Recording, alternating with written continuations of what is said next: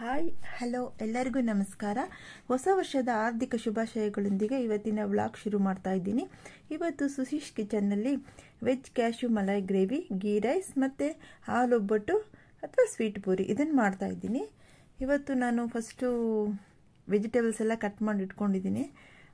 ನೋಡಿ, ನಾನು ಬಟಾಣಿ, ಕ್ಯಾರೆಟ್, ಬೀನಿಸ್ ಮತ್ತು ಆಲೂಗಡ್ಡೆ ಇದು 4 ಇಟ್ಕೊಂಡಿದ್ದೀನಿ. ಫಸ್ಟು ನಾನು ಗೀ ರೈಸ್ ಮಾಡಿಬಿಡ್ತೀನಿ. ವೆಜಿಟೇಬಲ್ಸ್ ಎಲ್ಲ ಆಲ್ರೆಡಿ ಕಟ್ ಮಾಡಿ ಇಟ್ಕೊಂಡ್ಬಿಟ್ಟಿದ್ದೀನಿ, ನೋಡಿ ತೋರಿಸ್ತಾ ಇದ್ದೀನಿ. ಫಸ್ಟು ಗೀ ರೈಸ್ ಮಾಡ್ಕೊಳ್ಳೋಕ್ಕೆ ನಾನು ಕುಕ್ಕರ್ನ ಇಟ್ಕೊತೀನಿ. ನೋಡಿ, ಕುಕ್ಕರ್ ಇಟ್ಕೊಂಡಿದ್ದೀನಿ. ನೋಡಿ, ಕುಕ್ಕರ್ಗೆಲ್ಲ ಈ ಥರ ಇಂಡಾಲಿಯಂ ಇದು ಕುಕ್ಕರೇ ಚೆನ್ನಾಗಿರೋದು. ನಾನಿವತ್ತು ಹೊಸ ವರ್ಷದಲ್ಲಿ ಹೊಸ ಕುಕ್ಕರ್ ಯೂಸ್ ಮಾಡ್ತಾ ಇದ್ದೀನಿ. ನೋಡಿ, ಇದಕ್ಕೆ ಒಂದು ಆನಿಯನ್ನು, ಒಂದು ಬಿರಿಯಾನಿ ಎಲೆ, 1-2 ಏಲಕ್ಕಿ, 1-4 ಲವಂಗ, 1-2 ಚಕ್ಕೆ, ಇಷ್ಟೇ ನಾನು ತೊಗೊಂಡಿರೋದು. ಇದಕ್ಕೆ ಬೇಕಾದರೆ ನಾವು 1 ಗ್ಲಾಸ್ ಹಾಲು ಸೇರಿಸ್ಬೋದು, ನಾರ್ಮಲ್ ಮಿಲ್ಕು, ಇಲ್ಲ ಅಂದರೆ ತೆಂಗಿನಕಾಯಿ ಮಿಲ್ಕ್ ಸೇರಿಸ್ಬೋದು. ನಾನು ಏನೂ ಇಲ್ಲ, ಇವತ್ತು ಪ್ಲೈನಾಗೇ ಮಾಡ್ತಾಯಿದ್ದೀನಿ. ಬ್ಯುಸಿ ಶೆಡ್ಯೂಲಲ್ಲಿ ಅದೇ ಬೇಡ ಅಂತ ನಾನು ಹೀಗೆ ನಾರ್ಮಲ್ ಪ್ಲೈನ್ ವಾಟರ್ ಹಾಕಿ ಮಾಡ್ತಾಯಿದ್ದೀನಿ. ಇವಾಗ ನೋಡಿ, ಇದಕ್ಕೆ ನಾನು ತುಪ್ಪ ಸೇರಿಸ್ಕೊತಾ ಇದ್ದೀನಿ. 1-2 ಸ್ಪೂನ್ ತುಪ್ಪ ಹಾಕ್ಕೊಳ್ಳಿ. ನೋಡಿ, ಇದು ನಾನು ಮನೆಯಲ್ಲೇ ಮಾಡಿರೋ ತುಪ್ಪ, ನಂದಿನಿ ಬಟರ್ ತೊಗೊಂಡು ಆಲ್ರೆಡಿ ನಾನು ನನ್ನ ಬ್ಲಾಗಲ್ಲಿ ತೋರಿಸಿದ್ದೀನಿ ಹೇಗೆ ಗೀ ತಯಾರು ಮಾಡೋದು ಬಟರಿಂದ ಅಂತ. ಅದೇ ನೋಡಿ ಎಷ್ಟು ಮರಳಾಗಿದೆ. ನೋಡಿ, ಇದು ಸೆಕೆಂಡ್ ಟೈಮ್ ಇನ್ನೊಂದು ಸಾರಿ ನಾನು ಕಾಯಿಸಿದೆ, ಅದು ಖಾಲಿ ಆಯಿತು. ನೋಡಿ ಎಷ್ಟು ಮರಳಾಗಿದೆ ತುಪ್ಪ. ನೋಡಿ, ನ್ಯಾಚುರಲ್ ಕಲರ್, ಇದಕ್ಕೇನು ಟರ್ಮರಿಕ್ ಎಲ್ಲ ಏನೂ ಹಾಕಿಲ್ಲ, ಬಟರಿಂದ ಕಾಯಿಸಿರೋದಷ್ಟೇ, ಅದೇ ನ್ಯಾಚುರಲ್ ಕಲರ್ ಅದು. ನೋಡಿ, 2 ಸ್ಪೂನ್ ತುಪ್ಪ ಇವಾಗ ಹಾಕ್ಕೊತೀನಿ. ಹಾಕ್ಕೊಂಡು ಆ ಹೋಲ್ ಗರಂ ಮಸಾಲ ಎಲ್ಲನೂ ಇವಾಗ ತುಪ್ಪದಲ್ಲಿ ಹಾಕ್ತೀನಿ.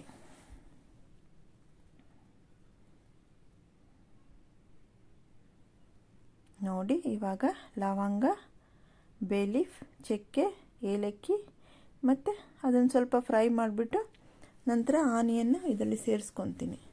ಆನಿಯನ್ ಎಲ್ಲ ತುಂಬ ಫ್ರೈ ಆಗಬಾರ್ದು, ಸುಮ್ಮನೆ ಹಂಗೆ ಸಾಟೆ ಮಾಡಬೇಕಷ್ಟೇ, 1 ಮಿನಿಟ್ ಅಷ್ಟೇ. ನೋಡಿ, ರೈಸ್ ಐಟಮ್ಗೆಲ್ಲ ಬಂದು ನಿಮಗೆ ಈ ಥರ ಇಂಡಾಲಿಯಂ ಕುಕ್ಕರೇ ಚೆನ್ನಾಗಿರೋದು. ರೈಸ್ ಎಲ್ಲ ಐಟಮ್ಸ್ಗೆಲ್ಲ ಇದೇ ಚೆನ್ನಾಗಿರೋದು. ಬೇರೆ ನೀವು ಸಾರು, ಗ್ರೇವಿ ಈ ಥರದಕ್ಕೆಲ್ಲ ಸ್ಟೀಲ್ ಕುಕ್ಕರ್ ಯೂಸ್ ಮಾಡ್ಕೋಬೋದು. ರೈಸ್ ತುಂಬ ಈ ಥರ ಕುಕ್ಕರ್ಗಳಲ್ಲಿ ರೈಸ್ ತುಂಬ ಚೆನ್ನಾಗಾಗುತ್ತೆ. ನೋಡಿ, ಇವಾಗ ನಾನು ಜಿಂಜರ್ ಗಾರ್ಲಿಕ್ ಪೇಸ್ಟ್ ಹಾಕ್ಕೊತಾ ಇದ್ದೀನಿ. ಇದನ್ನು ಹೋಮ್ ಮೇಡ್ ಪೇಸ್ಟೇ, ನಾನು ಅಂಗಡಿನಲ್ಲಿ ತೆಗಿಯಲ್ಲ. ರೇರು ನಾನು ಅಂಗಡಿನಲ್ಲಿ ಮಸಾಲ, ಗರಂ ಮಸಾಲ ಈ ಥರದ್ದು 1-2-3 ತೆಗೆದಿಟ್ಕೊಂಡಿರ್ತೀನಿ. ಇವಾಗ ನೋಡಿ, ನಾನು ಈ ಗ್ಲಾಸಲ್ಲಿ 1.5 ಗ್ಲಾಸ್ ರೈಸ್ ತೊಗೊಂಡಿದ್ದೀನಿ. ಇದಕ್ಕೆ 3 ಗ್ಲಾಸ್ ನೀರು ಬೇಕಾಗುತ್ತೆ.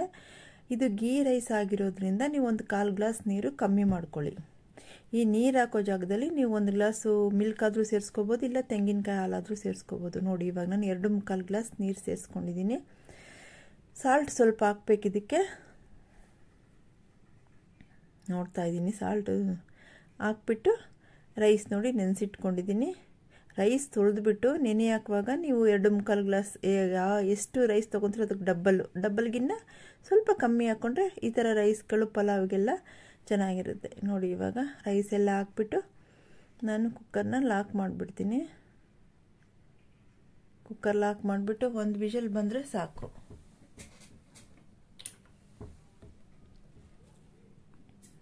ಒಂದು ವಿಷಲ್ ಬರ್ತಾ ಇದ್ದಂಗೆ ನೀವು ಫುಲ್ಲು ಸಿಮ್ ಮಾಡಿಬಿಟ್ಟು 2-3 ನಿಮಿಷ ಅದನ್ನು ಗ್ಯಾಸ್ನ ಲೋ ಫ್ಲೇಮಲ್ಲೇ ಸಿಮ್ ಮಾಡಿ ಕುಕ್ಕರ್ನ ಹಾಗೆ ಬಿಟ್ಟುಬಿಟ್ಟು ನೀವು ಎತ್ತು ಪಕ್ಕದಲ್ಲಿ ಟ್ರಾನ್ಸ್ಫರ್ ಮಾಡಿಬಿಡ್ಬೇಕು.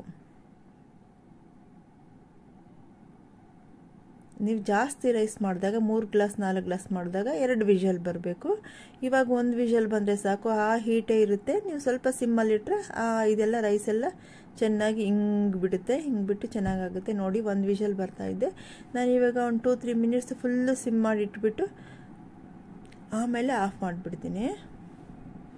ನೋಡಿ, ರೈಸ್ ಇವಾಗ ಆಗಿದೆ. ನಾನು ಅದನ್ನು ಪಕ್ಕಕ್ಕೆ ಟ್ರಾನ್ಸ್ಫರ್ ಮಾಡಿಬಿಟ್ಟೆ. ಇವಾಗ ನಾನು ಸ್ಟೀಲ್ ಕುಕ್ಕರ್ ಇಟ್ಕೊಂಡು ಅದರಲ್ಲಿ 1 ಗ್ಲಾಸ್ ವಾಟರ್ ಹಾಕ್ಕೊಂಡಿದ್ದೀನಿ. ಇದಕ್ಕೆ ಗ್ರೇವಿಗೆ ತರಕಾರಿ ಬೇಯಿಸ್ಕೊಳ್ಳೋಕ್ಕೆ. ನೋಡಿ, ಕ್ಯಾರೆಟ್ ಹಾಕ್ಕೊಂಡೆ 1 ಕಪ್ಪು, ಮತ್ತು ಆಲೂಗಡ್ಡೆ ಸೇರಿಸ್ಕೊತಾ ಇದ್ದೀನಿ. ಎಲ್ಲನೂ ಕಟ್ ಮಾಡಿ ನೀರಲ್ಲಿ ಹಾಕಿಟ್ಕೊಂಡಿದ್ದೆ.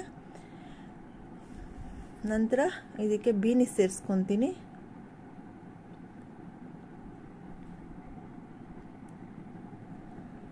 ನಂತರ ಇದು ಫ್ರೋಝನ್ ಪೀಸ್ ಅಂತ ನಾನೇ ಮನೆಯಲ್ಲಿ ಬಟಾಣಿ ಸೀಸನಲ್ಲಿ ಬಟಾಣಿ ತೊಗೊಂಡು ಮಾಡಿ ಫ್ರೀಝರಲ್ಲಿ ಇಟ್ಕೊಂಡಿದ್ದೀನಿ. ಅದನ್ನು ಇನ್ನೊಂದು ಟೈಮಲ್ಲಿ ನಿಮಗೆ ತೋರಿಸ್ತೀನಿ ಹೇಗೆ ಮಾಡಿ ಇಟ್ಕೊಳ್ಳೋದು. ಇದು ಹೋದ ವರ್ಷದ್ದು 2023 ಹೋದ ವರ್ಷ ಸೇಮ್ ಇದೇ ಟೈಮಲ್ಲಿ ನಾನು ಮಾಡಿ ಇಟ್ಕೊಂಡಿರೋದು. ಇನ್ನೂ ಇದೆ ಸ್ವಲ್ಪ ನಮ್ಮ ಮನೆಯಲ್ಲಿ. ಈ 4 ವೆಜಿಟೇಬಲ್ಸನ್ನು ಒಂದು ವಿಷಲ್ ಸಾಕು. ಈ ಕಲರ್ ಇದೇ ಥರ ರೀಟೈನ್ ಆಗೋದಕ್ಕೆ 1/4 ಸ್ಪೂನ್ ಶುಗರ್ ಯೂಸ್ ಮಾಡಿ. ನಿಮ್ಮ ಕಲರ್ ಅದೇ ಥರ ಇರುತ್ತೆ, ಇಲ್ಲಿ ವೈಟ್ ಆಗಲ್ಲ. ತರಕಾರಿ ಕುಕ್ಕರಲ್ಲಿ ಬೇಯಿಸೋದ್ರಿಂದ ನೀವು ಓಪನಲ್ಲಿ ಮಾಡಿದ್ರೆ ಏನು ಕಲರ್ ಚೇಂಜ್ ಆಗಲ್ಲ. ನೀವು ಕುಕ್ಕರಲ್ಲಿ ಬೇಯಿಸುವಾಗ ಸ್ವಲ್ಪ ಸಾಲ್ಟು ಸ್ವಲ್ಪ ಶುಗರ್ ಹಾಕಿ ಇದನ್ನು ಬೇಯಿಸ್ಕೋಬೇಕು. ಒಂದು ವಿಷಲ್ ಆದರೆ ಸಾಕು. ಈಗ ನೋಡಿ ನಾನು ಸ್ವೀಟ್ ಪೂರಿಗೆ 1/4 kg ಮೈದಾ ತೊಗೊಂಡಿದ್ದೀನಿ. ಹಿಟ್ಟು ಮಿಕ್ಸ್ ಮಾಡಿ ಇಟ್ಬಿಡೋಣ ಅಂತ ಒಂದು 1/2 hour ಬಿಫೋರು. ಮತ್ತು 1 ಚಿಟಿಕೆ ಸಾಲ್ಟ್ ಹಾಕ್ಕೊತಾ ಇದ್ದೀನಿ. ಸಪ್ಪೆ ಹೊಡಿಬಾರ್ದು. ಯಾವುದೇ ಸ್ವೀಟ್ ಐಟಮ್ ಮಾಡುವಾಗ ನಾವು ಒಂಚೂರು ಸಾಲ್ಟ್ ಹಾಕೋಬೇಕು, ತುಂಬ ಹಾಕಬಾರ್ದು. ಮತ್ತು 1-2 ಸ್ಪೂನ್ ಆಯಿಲ್ ಹಾಕ್ಕೊತೀನಿ. ಆಯಿಲ್ ಬದಲು ನೀವು ಗೀ ಬೇಕಾದರೆ ಯೂಸ್ ಮಾಡ್ಕೋಬೋದು. ನಾನು ಆಯಿಲೇ ಹಾಕ್ತಾಯಿದ್ದೀನಿ. ಇದನ್ನು ಚಪಾತಿ ಅದಕ್ಕೆ ಕಲಸಿಟ್ಕೋಬೇಕು. ನೋಡಿ ಕಲಸಿಟ್ಕೊಂಡು ನಿಮಗೆ ತೋರಿಸ್ತೀನಿ. ನೋಡಿ ಒಂದು ವಿಷಲ್ ಬರ್ತಾಯಿದೆ. ಒಂದು ವಿಷಲ್ ಬರ್ತಾ ಇದ್ದಂಗೆ ನಾನು ಆಫ್ ಮಾಡಿಬಿಡ್ತೀನಿ ಇದನ್ನು. ನೋಡಿ ಹಿಟ್ಟು ಕಲಿಸ್ಕೊಂಡಿದ್ದೀನಿ. ಇವಾಗ ಹಿಟ್ಟು ಈ ಥರ ಕಲಿಸ್ಕೊಂಡು ಇದನ್ನು ಮುಚ್ಚಿ ಪಕ್ಕದಲ್ಲಿ ಇಟ್ಬಿಡ್ತೀನಿ. ಗ್ರೇವಿಗೆ ನೋಡಿ ನಾನು ಕ್ಯಾಶ್ಯೂ ತೊಗೊಂಡಿದ್ದೀನಿ, ಗಸಗಸೆ ತೊಗೊಂಡಿದ್ದೀನಿ, ಮತ್ತು 1 ಆನಿಯನು, 1 ಟೊಮೆಟೊ, 2 ಗ್ರೀನ್ ಚಿಲ್ಲೀಸು, ಮತ್ತು ಜಿಂಜರ್ ಗಾರ್ಲಿಕ್ ಪೇಸ್ಟ್ ತೊಗೊಂಡಿದ್ದೀನಿ. ಮತ್ತು ಇದು ತೊಗೊಂಡಿದ್ದೀನಿ ಏನದು ಫ್ರೆಶ್ ಕ್ರೀಮು. ನಾನು ಹಾಲಿನ ಕೆನೆ ಎಲ್ಲ ತೆಗೆದು ಫ್ರೀಝರಲ್ಲಿ ಇಟ್ಟಿರ್ತೀನಿ. ಅದನ್ನು ಫ್ರೆಶ್ ಕ್ರೀಮ್ ಹಾಕಿ ನಾನು ಯೂಸ್ ಮಾಡ್ಕೊತೀನಿ. ಅಂಗಡಿನಲ್ಲಿ ನಾನು ತೆಗಿಯೋಕ್ಕೆ ಹೋಗಲ್ಲಪ್ಪ. ನೋಡಿ ರೈಸ್ ರೆಡಿಯಾಗಿದೆ. ನೋಡಿ ಎಷ್ಟು ಉದುದ್ರಾಗಿ ತುಂಬ ಘಮ್ ಅಂತ ಇದೆ ರೈಸು. ನಾನು ಜಾಸ್ತಿ ಹೋಲ್ ಗರಂ ಮಸಾಲ ಕೂಡ ನಾನು ಯೂಸ್ ಮಾಡಿಲ್ಲ ಇದಕ್ಕೆ. ನೋಡಿ ಇವಾಗ ಬಿಸಿ ಬಿಸಿ ಆಗಿರುವಾಗಲೇ ನಾನು ಇದನ್ನು ತೆಗೆದು ಹಾಟ್ ಪ್ಯಾಕಲ್ಲಿ ಟ್ರಾನ್ಸ್ಫರ್ ಮಾಡಿ ಇಟ್ಬಿಡ್ತೀನಿ. ನಾನು ಎಲ್ಲ ಅಡುಗೆ ಮಾಡಿದ್ರು ಅಷ್ಟೇ, ಡೈರೆಕ್ಟ್ ಮಾಡಿದ್ರು ಅಷ್ಟೇ, ಪಾರ್ಟಿನಲ್ಲಿ ಮಾಡಿದ್ರು ಅಷ್ಟೇ, ತೆಗೆದು ಬೇರೆ ಹಾಟ್ ಪ್ಯಾಕ್ಗಳಲ್ಲಿ ಬಿಸಿ ಬಿಸಿ ಆಗಿರಬೇಕು ಟ್ರಾನ್ಸ್ಫರ್ ಮಾಡಿ ಇಟ್ಬಿಡ್ತೀನಿ ನಾನು. ನೋಡಿ ಇವಾಗ ತರಕಾರಿ ಎಲ್ಲ ಬೆಂದಿದೆ. ನೈಸಾಗಿ ಬಂದುಬಿಟ್ರೆ ಚೆನ್ನಾಗಿರಲ್ಲ, ಇಷ್ಟು ಬೆಂದಿದ್ರೆ ಸಾಕು. ಇವಾಗ ನೆಕ್ಸ್ಟು ಗ್ರೇವಿ ಪ್ರಾಸೆಸ್ ನೋಡ್ಕೊಳ್ಳೋಣ. ನೋಡಿ ಕುಕ್ಕರ್ ಇಟ್ಟು ಇದಕ್ಕೆ ಆಯಿಲ್ ಹಾಕ್ತಾಯಿದ್ದೀನಿ.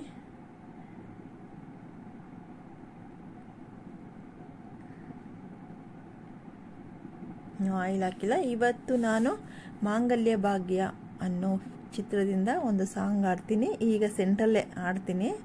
ಗ್ರೇವಿ ಹೇಗಿದ್ರು ಹೇಳ್ಬಿಡ್ತೀನಿ ನಾನು ಈ ಥರ ಮಾಡೋದು ಅಂತ ನೋಡ್ಕೊಳ್ಳಿ. ಸೆಂಟ್ರಲ್ಲಿ ನಾನು ಸಾಂಗ್ ಆಡ್ತೀನಿ. ಇವಾಗ ಗ್ರೇವಿಗೆ ಸ್ವಲ್ಪ ಆಯಿಲ್ ಹಾಕ್ಕೊಂಡು ಹೋಲ್ ಗರಂ ಮಸಾಲ, ಚಕ್ಕೆ ಲವಂಗ, 1 ಏಲಕ್ಕಿ, 1 ಬೇ ಲೀಫ್ ಇಷ್ಟು ಹಾಕ್ಕೊಂಡು ಆನಿಯನ್ 1-2 ಕಟ್ ಮಾಡ್ಕೊಂಡಿದ್ದೀನಿ. ಅದನ್ನು ಹಾಕ್ಕೊಂಡು ಫ್ರೈ ಮಾಡ್ಕೊತಾ ಇದ್ದೀನಿ.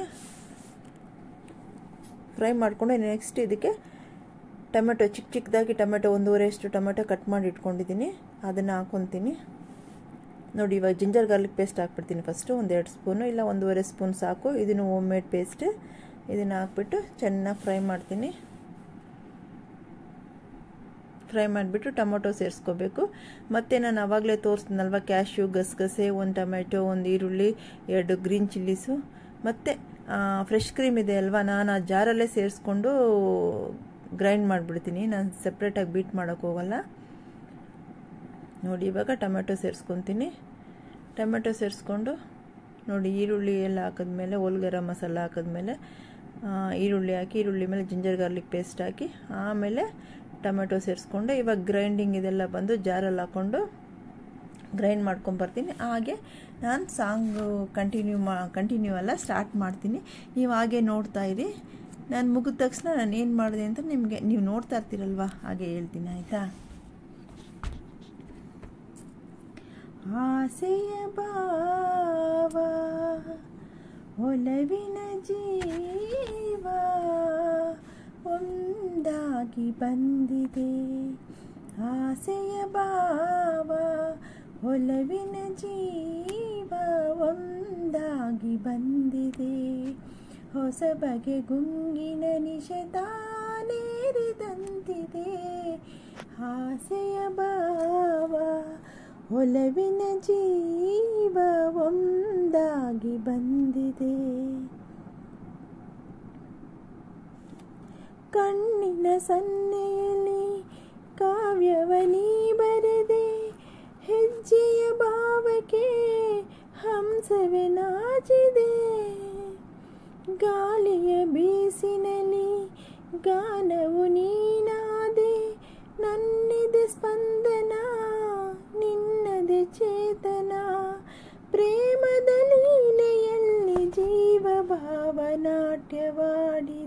ಪ್ರೇಮದ ಜ್ಯೋತಿ ನೀಡುತ್ತ ಶಾಂತಿ ವೈಭೋಗ ತಂದಿದೆ. ಹೊಸ ಬಗೆ ಗುಂಗಿನ ನಿಶತ ನೀರಿದಂತಿದೆ.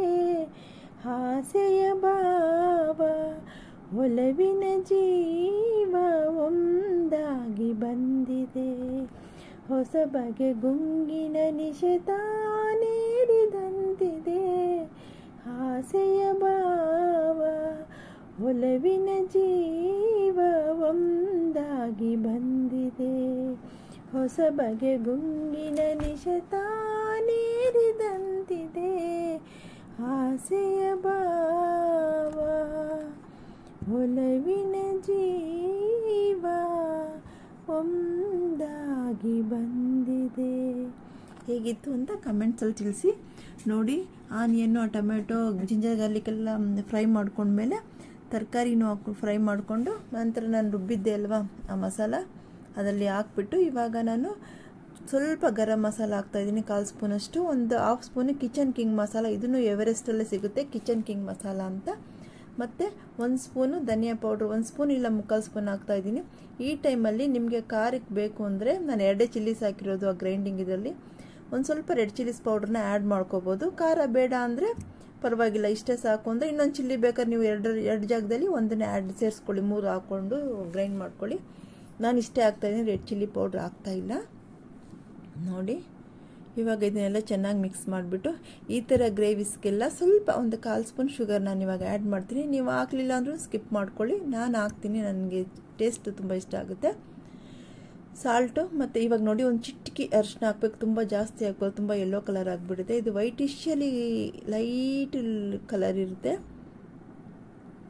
ಲೈಟ್ ಯೆಲ್ಲೋ ಇರುತ್ತೆ. ಇದಕ್ಕೆ ಸ್ವಲ್ಪ ಶುಗರ್ ಆ್ಯಡ್ ಮಾಡಿಕೊಂಡು ಸ್ವಲ್ಪ ಸಾಲ್ಟು ನೋಡಿ ಎಲ್ಲನೂ ಮಿಕ್ಸ್ ಮಾಡಿಬಿಟ್ಟು ಗ್ರೇವಿನ ಸಾಲ್ಟ್ ನೋಡಿಬಿಟ್ಟು ಮಿಕ್ಸ್ ಮಾಡಿಬಿಟ್ಟು ಲಾಕ್ ಮಾಡಿಬಿಡಿ. ಒಂದು ವಿಷಲ್ ಬಂದರೆ ಸಾಕು. ನಾನು ಟೇಸ್ಟ್ ಮಾಡಿದ್ದಾಯಿತು, ಈಗ ಲಾಕ್ ಮಾಡಿಬಿಡ್ತೀನಿ. ಸಾಲ್ಟ್ ಹಾಕ್ತಾಯಿದ್ದೀನಿ, ಸ್ವಲ್ಪ ಸಾಲ್ಟ್ ಬೇಕು ಅನ್ನಿಸ್ತು, ಸಾಲ್ಟ್ ಹಾಕ್ತಾಯಿದ್ದೀನಿ. ಗ್ಯಾಸ್ಕೆಟ್ ಸ್ವಲ್ಪ ಲೂಸ್ ಆಗಿದೆ, ಅದರಿಂದ ನೋಡ್ತಾ ಇದ್ದೀನಿ.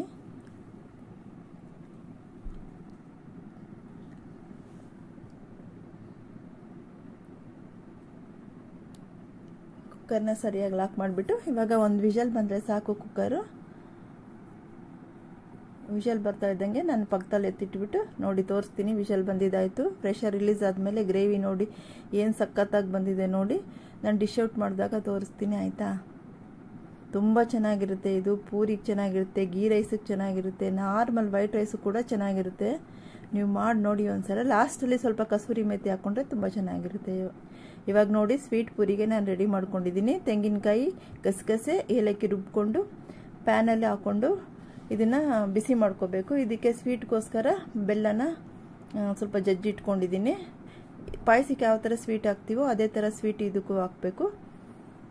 ನಾನಿವಾಗ ಬೆಲ್ಲ ಸೇರಿಸ್ಕೊತಾ ಇದ್ದೀನಿ ನೋಡಿ. ಏಲಕ್ಕಿ, ಗಸಗಸೆ, ತೆಂಗಿನಕಾಯಿ ಇದು ಫ್ರೆಶ್ ಆಗಿ ರುಬ್ಕೊಂಡು ಮಿಕ್ಸಿನಲ್ಲಿ ಗ್ರೈಂಡ್ ಮಾಡಿಕೊಂಡು ಈ ಪ್ಯಾನಲ್ಲಿ ಹಾಕ್ಕೊಂಡು ಇದಕ್ಕೆ ಬೆಲ್ಲ ಸೇರಿಸ್ಕೊತಾ ಇದ್ದೀನಿ. ಇವಾಗ ಬೆಲ್ಲ ಸೇರಿಸ್ಕೊಂಡು ಬೆಲ್ಲ ಎಲ್ಲ ಫುಲ್ಲು ಕರಗುತ್ತೆ ನೋಡಿ, ಕರಗಿದೆ. ಇವಾಗ ನಾವು ತುಂಬ ಕುದಿಸ್ಬಾರ್ದು, ತುಂಬ ಕುಸಿದ್ರೆ ಒಡೋಡಕ್ಲ ಥರ ಆಗಿಬಿಡುತ್ತೆ, ಕರಡಲ್ಲಿ ಮೊಸರು ಒಡೆದೋಗುತ್ತೆ, ಆ ಥರ ಆಗುತ್ತೆ. ಸಾಕು, ಒಂದು 2 ಕುದಿ ಕುದಿದ್ರೆ ನಾವು ಆಫ್ ಮಾಡಿಬಿಡ್ಬೇಕು. ಆಫ್ ಮಾಡಿಬಿಟ್ಟು ಇದನ್ನು ನೋಡಿ ನಾನು ಪಕ್ಕದ ಇದಕ್ಕೆ ಟ್ರಾನ್ಸ್ಫರ್ ಮಾಡ್ಕೊಂಡು ಇವಾಗ ಆಯಿಲ್ ಇಟ್ಕೊತೀನಿ ಸ್ವೀಟ್ ಪೂರಿ ಮಾಡೋದಕ್ಕೆ. ನೋಡಿ ಇವಾಗ ಅದು ರೆಡಿಯಾಗಿದೆ, ಸ್ವೀಟು ರೆಡಿಯಾಗಿದೆ. ಇವಾಗ ಪೂರಿ ಮಾಡಿ ಆ ಪೂರಿನ ಸ್ವೀಟಲ್ಲಿ ಡಿಪ್ ಮಾಡಿ ತೆಗೆದ್ರೆ ನಮ್ಮ ಸ್ವೀಟ್ ಪೂರಿ ರೆಡಿ. ಹಾಲು ಒಬ್ಬಟ್ಟು ರೆಡಿ. ಹಾಲು ಒಬ್ಬಟ್ಟು ಅನ್ಬೋದು, ಇಲ್ಲ ಸ್ವೀಟ್ ಪೂರಿನೂ ಅನ್ಬೋದು. ನೋಡಿ ಮಾಡ್ತಾ ಇದ್ದೀನಿ. ನಾನು ಈ ಪೂರಿ ಮಾಡೋ ಆಯಿಲ್ನ ಏನು ಮಾಡ್ತೀನಿ ಅಂದರೆ ನಾನು ರೀಹೀಟ್ ಮಾಡಲ್ಲ. ಇದನ್ನು ಉಪ್ಪಿಟ್ಟು, ಚಿತ್ರಾನ್ನ, ಸಾಂಬಾರು ಇದು ಮಾಡ್ತೀವಲ್ವ ನಾವು, ಪಲ್ಯ ಆ ಥರ ಇದಕ್ಕೆಲ್ಲ ಯೂಸ್ ಮಾಡ್ಕೊಟ್ಬಿಡ್ತೀನಿ. ಇನ್ನು ತಿರ್ಗಾ ರೀಹೀಟ್ ಮಾಡೋದು ಏನು ಮಾಡಲ್ಲ. ಈ ಆಯಿಲ್ನು ಅಷ್ಟೇ ನಾನು ಸಪ್ರೇಟಾಗಿ ಒಂದು ಎತ್ತು ಮಾಡಿಕೊಂಡು ಡೈಲಿ ನಾವು ಯೂಸ್ ಮಾಡ್ತೀವಲ್ವ ಆ ಇದಕ್ಕೆ ಯೂಸ್ ಮಾಡ್ಕೊತೀನಿ. ತಿರ್ಗಾ ಇದನ್ನು ಪೂರಿ ಮಾಡೋದು, ವಡೆ ಮಾಡೋದು ಯಾವುದೂ ಮಾಡಲ್ಲ ನಾನು. ನೋಡಿ ಸ್ವೀಟ್ ಪೂರಿನ ಸ್ವೀಟಲ್ಲಿ ನೆನೆಸಿ ನಾನು ತಟ್ಟೆನಲ್ಲಿ ಎತ್ತಿಟ್ಕೊತಾ ಇದ್ದೀನಿ. ನಿಮಗೆ 3 ಡಿಶ್ ಔಟ್ ಮಾಡಿ ತೋರಿಸ್ತೀನಿ.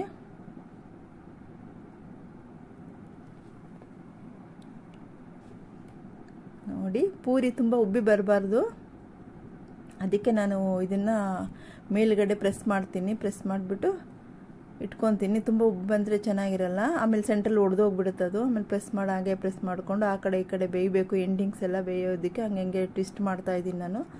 ಮಾಡಿ ಎತ್ತಿ ಆ ಸ್ವೀಟಲ್ಲಿ ಡಿಪ್ ಮಾಡಿ ತೆಗೆದು ನಿಮಗೆ ತೋರಿಸ್ತೀನಿ. ನೀವು ನಿಮ್ಮ ಮನೆಯಲ್ಲಿ ಇದನ್ನು ಟ್ರೈ ಮಾಡಿ ನೋಡಿ.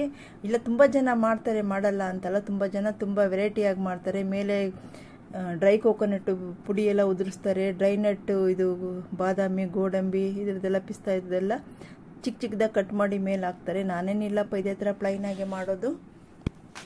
ನೋಡಿ ಇವಾಗ ಸ್ವೀಟ್ ಪುರಿನೆಲ್ಲ ಚೆನ್ನಾಗಿ ನೆನೆಸ್ಬಿಟ್ಟು,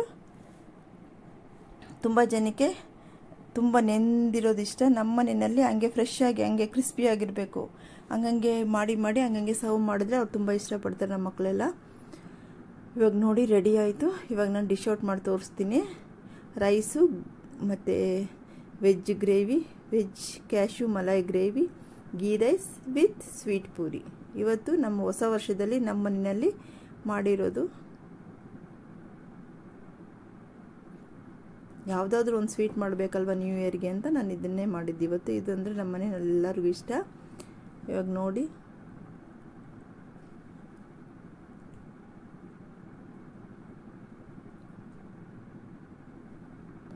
ನೋಡಿ ಪೂರಿ ಆಗ್ತಾಯಿದೆ. ಇವಾಗ ಎತ್ತಿ ಅದರಲ್ಲಿ ಮಾಡಿ ನಿಮಗೆ ಡಿಶ್ ಔಟ್ ಮಾಡಿ ಇವಾಗ ತೋರಿಸ್ತೀನಿ.